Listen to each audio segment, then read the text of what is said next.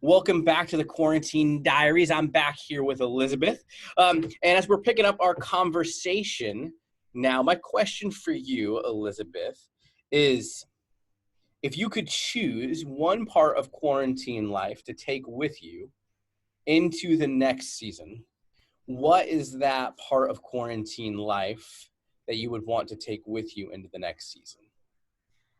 I think being able to hit pause and either genuinely like spend time like in Jesus time specifically, like prayer and Bible, or being able to just like push aside plans and do what seems right in the moment instead of being constricted or consumed with schedule.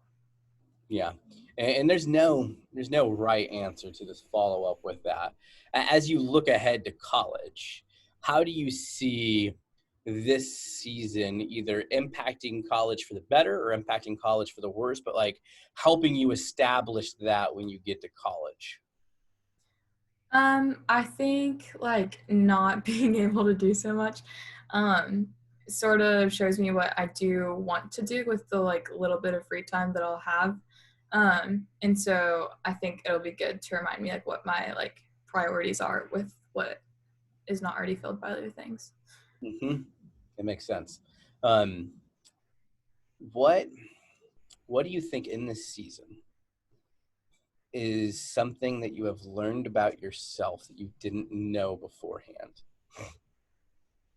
Um, the first thing that came to mind is I don't know, I think I'm emotionally stronger than I thought I was. Um, So my parents are getting divorced right now, and it's been what 7 weeks, 8 since they told us, but nobody's moved out. So it's been a little rough, and I've been at home most of the time. And then like the whole senior year being gone and missing most people and not being able to leave, it's just sort of a lot. But for the most part, I don't know. It's like I'm still having a good time. I'm still like moving on, and I'm not consumed by things that are difficult. Like there are definitely times when it's a little rougher, but in general, I'm doing fine. And I don't know. Yeah. So, in this season, when things are a bit more difficult or rougher, even outside of the normal pandemic stuff, how do you find yourself kind of, I don't want to say coping because that's kind of a bad phrase, but how do you find yourself processing and dealing with some of that extra stuff of life on top of the pandemic and on top of school getting canceled? What's kind of like, how do you process it when you can't necessarily go and see people and talk it out or whatever that might look like? Yeah, it's funny because even like Emily, the best friend, like if she doesn't answer FaceTime, then it's like, well, shoot. But I don't know. I realize it every once in a while, but it's like I'm supposed to go to God for it first before other people. And my prayer journal has been filling up a lot faster recently than previously. So that's sort of how I've been dealing. It's just like through prayer, um, and through trying to hear God's perspective on it. Yeah. Yeah. Has there been anything you think that you've read particularly um, that has been especially comforting in this season? So funny enough, um I'm going through the Bible like start to finish, and I started like a while ago. But definitely going slow. And I just now got to Ruth. So it's been like Joshua Judges, like a little bit harder to necessarily see like directly how God's working in like every chapter and stuff. Um, but like through everything, it's just obvious like how much God's hand is in it and how much He's controlling what happens. And like how He's faithful and how He's a father to His people. And so it's cool just to see that repeated over and over again, like no matter what story or what chapter or whatever. Mm-hmm. No, that's good. And this question might be in line with that, but hopefully build on it. If that's kind of how you've seen yourself grow and what you're processing about yourself, what you're learning about yourself, what have you maybe learned about God in this season? Um, I think that like he plays a lot bigger role than I necessarily gave him credit for before. And just like how incredibly present and incredibly in control he is. Because like I definitely like prayed like multiple times every day and like tried to focus on him and would do Jesus time. But now it's like when I'm sitting here trying to like get as much as I can from him, um, it's just like it's so obvious how he's moving in my life and how he's working in me. Even if I have no idea what he's doing right now, it's like I know that he's doing something now for the future. And then he's like whatever happens in the future is for a purpose. And I don't know. It's just like I'm seeing his hand move in a different way. No, that's good. It's good. I feel like more than just you need to hear that in this season. Um, yeah. What do you think if you had to work your way to 2025? Let's fast forward 5 years to the future. You're a year out of college, hopefully, unless you're on the 5-year plan. You're a year out of college. What do you think is going to be what you remember from this season? And so it could be something big. It could be something humorous, like the toilet paper crisis of 2020. It could be laughing at the fact that we thought the Australian wildfires were going to be the biggest deal of 2020. I mean, whatever it is, what do you think 5 years from now, when we've had enough season to look back on and process what is going on in a hopeful vaccine, cure, battle, whatever, 5 years from now, as you wrap up college or your first year out of college, what do you think we'll look back on in 2025 and kind of reminisce about this season or miss from this season? Sort of what I mentioned earlier. It's like I was very excited for everything that was going to be like this season of life. But like I just realized I don't need it. And so it's like a lot of things that like I felt like I needed or I felt like I depended on, like I don't need. And so I think I'll remember just like that I don't know, almost just like I don't need the things around me. It's like a weird thing, but yeah. Yeah. Do you think, because I feel like that's a pretty common theme from interacting with high schoolers that I'm talking to right now. Do you think that's going to change the way you all as a generation decide to live out the next 5 to 10 years? Or do you think people will just they're thinking that now, but then the moment stuff opens back up, take stuff for granted again? I actually talked about this with Emily, of course, and it's funny because I like the idea of taking things for granted.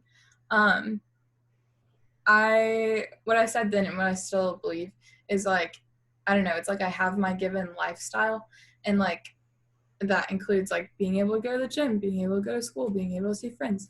And so I think once we get back.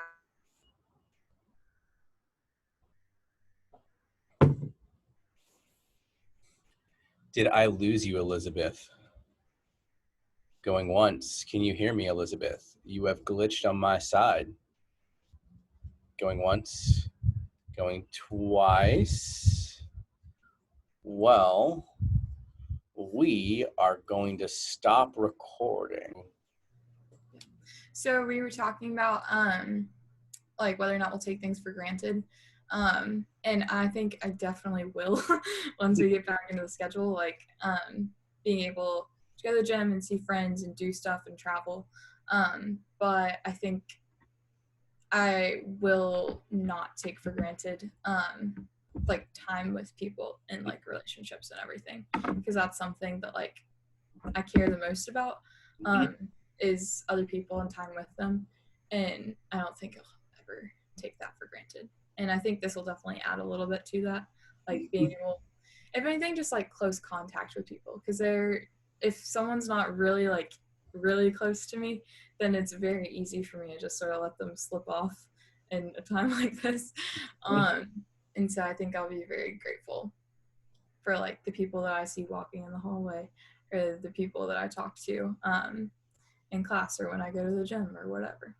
Yeah. Do you think there's anything you can do going forward to help make sure that you don't take certain things for granted?